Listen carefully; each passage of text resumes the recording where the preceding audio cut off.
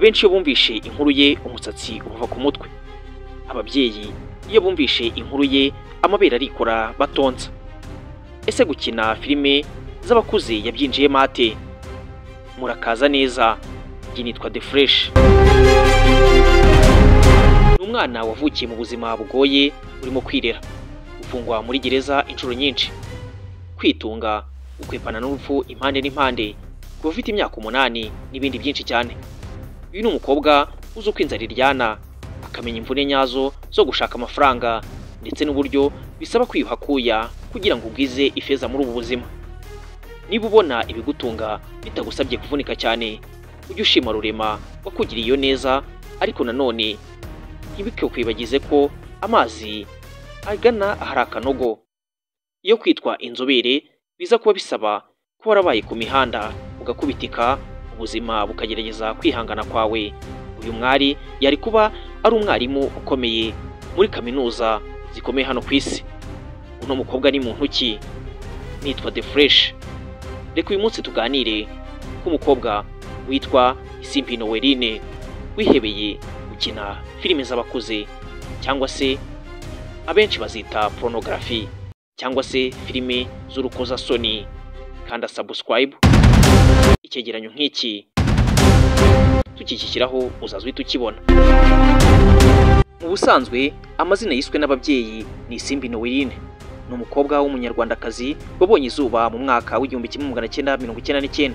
Avukira i Kigali ho mu gihugu cy'u Rwanda. Ubu kuri uyu munsi akaba ari inkumi ifite imyaka 26 y'amavuko. Ubwo yari afite imyaka 9 y'amavuko mu mwaka wa 2008 nibwo yatangiye kuba ku mihanda itandukanye yo mu mujyi wa Kigali. Nyuma yaho yaje gufatwa ajyanwa mu kigo ngororamuco giherereye mu Kinigi mu karere ka Musanze. Aho i Musanze niho yabaye, maze aza kuhava afite imyaka 13 ahita ajya hanze y'u Rwanda. Mu bihe bye by'ubwangavu, Isimbi Noeline yabaye mu bihugu byinshi bitandukanye ashakisha amaronko. Muri ibyo twavugamo igihugu cya Kenya, Uganda, Mozambique, South Africa n'ibindi byinshi. Mu mwaka wa 2015 ubwo yabaga mu gihugu cya Kenya, yaje gufatwa mu mukwabu wo gushaka abadafite ibyangombwa, maze ahita yirukanwa ku butaka bw'iki gihugu. Noeline yahise agaruka ku ivuko mu Rwanda, ashaka irangamuntu. Amaze kuyibona ahita yerekeza mu gihugu cya Afurika y'Epfo. Ageze muri Afurika y'Epfo yakoze imirimo myinshi itandukanye agira ngo arebe ko yabona amaronko. Imwe muri iyo mirimo umukobwa yakoze harimo kuba umuseriveri mu tubari dutandukanye. Gusa nyuma yaho yaje kubona bitamuha amafaranga ahagije yo gukemura ibibazo bye, maze aza kuva muri ako kazi, ahubwo atangira akandi ko kuba umumansuzi muri club ndetse n'utubari dutandukanye.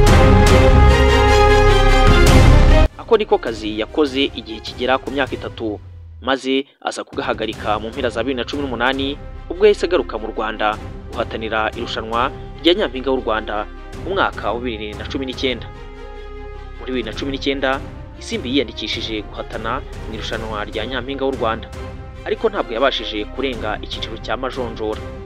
Uyu mukobwa yagiye guhatanira i Musanze biranga, ubundi ajya i Kayonza nabwo aterwa utwatsi kubera kutuzuza indeshyo isabwa ya 1 na santimetero 70, ndetse ntiyerekanaga n'impamyabumenyi yoshoje amashuri yisumbuye A2. Nyuma y'ibyo byose, mu kwezi kwa Werurwe uwo mwaka wa 2019, Isimbi Noeline yaravuzwe cyane ku mbuga nkoranyambaga ndetse no mu bitangazamakuru bitandukanye kubera amafoto ye yasohoye yambaye ubusa buri. Ayo mafoto amaze kujya hanze, uyu mwari yabaye icyamamare.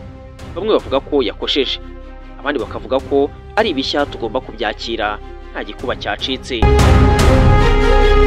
Nyuma y'ibyo byose, mu mwaka wa 2020 Noeline yatangiye umwuga mushya wo gukina filime za pornography, ndetse kuva yabyinjiramo yagiye atera intambwe, aho ku munsi wa none ari umwe mu bakinnyikazi bizi filime bakomoka mu karere ka Afurika y'Iburasirazuba bakundwa cyane, aho filime ze zirebwa mu bihugu byinshi byo muri aka karere ndetse no ku isi hose muri rusange. Isimbi Noeline ku rubuga rwa OnlyFans rucururizwaho amashusho y'abarengeje imyaka 18. Kugira ngo bashe kureba amafoto ye ndetse na video bye ku kwezi, wishyura amadolari 10. ni ukuvuga 13,000 mu manyarwanda. Uyu mukobwa wahiriwe n'aka kazi amaze imyaka 5 agakora, akaba aheruka no kwibagisha amabere barayatunganya neza, ubu akaba ahagaze nk'umutemeri. Ngayo nguko, ubwo ni ubuzima n'amateka bya Isimbi Noeline, kuri ubu ukoresha amazina ya Lexi Lavi, umwuga wo gukina pornography. Gusa njye nitwa The Fresh, sinkina pornography, ndi umunyamakuru. Wadukurikirana unyuze ku zindi mbuga nkoranyambaga wadusangaho. Shaka website yacu yitwa igika.com. Turabashimiye cyane.